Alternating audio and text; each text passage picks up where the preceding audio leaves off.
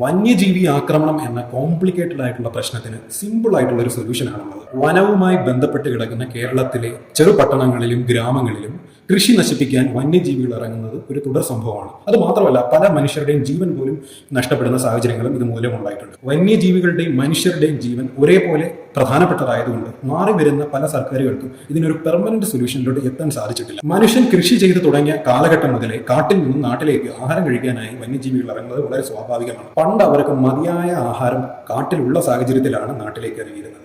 പക്ഷെ ഇപ്പോൾ പല പഠനങ്ങളും പറയുന്നത് വന്യജീവികൾക്ക് അതിജീവിക്കാനുള്ള റിസോഴ്സസ് കാട്ടിനുള്ളിൽ ലഭിക്കാത്തത് കൊണ്ടാണ് നാട്ടിലേക്ക് ഇറങ്ങി കൃഷി നശിപ്പിക്കുന്നതും ആൾക്കാരുടെ ജീവൻ എടുക്കുന്നതും എന്നതാണ്. അപ്പോൾ ഇതിന് കഴിക്കാനുള്ള ആഹാരവും മറ്റ് റിസോഴ്സസും കാട്ടിനുള്ളിൽ കിട്ടുന്നുണ്ടെന്ന് നമ്മൾ മനുഷ്യന്മാരെ തന്നെ ഉറപ്പുവരുത്തുക. ഒരു ശരാശരി ആനയ്ക്ക് ഒരു ദിവസം കഴിഞ്ഞുകൂടാൻ 200 കിലോ പച്ചപ്പുല്ലും 150 ലിറ്റർ വെള്ളവുമാണ് വേണ്ടത്. ഇത് കാടിനുള്ളിൽ കിട്ടുന്നുണ്ടെന്ന് ഉറപ്പുവരുത്തേണ്ട ഉത്തരവാദിത്വം നമുക്കും കൂടെ ഉള്ളതല്ലേ? കാരണം ഇതിനെ കുറെ കാലം തടി പിടിപ്പിച്ചല്ലേ നമ്മൾ